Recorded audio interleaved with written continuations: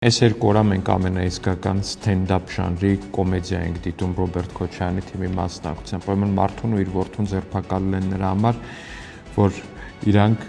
ավանի վարչական շրջան 40 միլիոն դրամով ընդամենը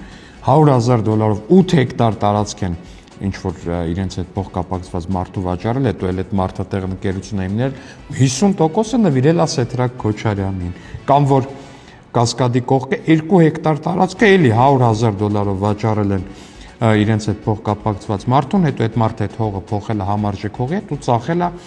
1 միլիարդ 740 միլիոնով, այսինքն 1 միլիարդ 700 միլիոն օգուտ է դարեբենակ այդ մի գործարքից, այդպես հիմիկվա կուրսով $4 միլիոն, էլի $4 միլիոն։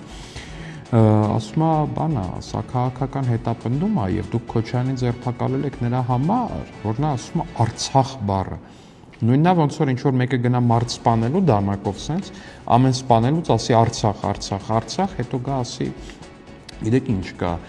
դուք ինձ չեք ձերբակալում նրա համար, որ ես մարդ եմ սպանել, այլ ձերբակալում եք նրա համար, որ ես Արցախ եմ ասել։ Իսկ իրականությունն է նա, որ այդ բոլոր թալանացները հետ եք տալու Հայաստանի Հանրապետությանը ու նրա ժողովրդին։ Ավելին իմանալու համար հետևեք մեզ։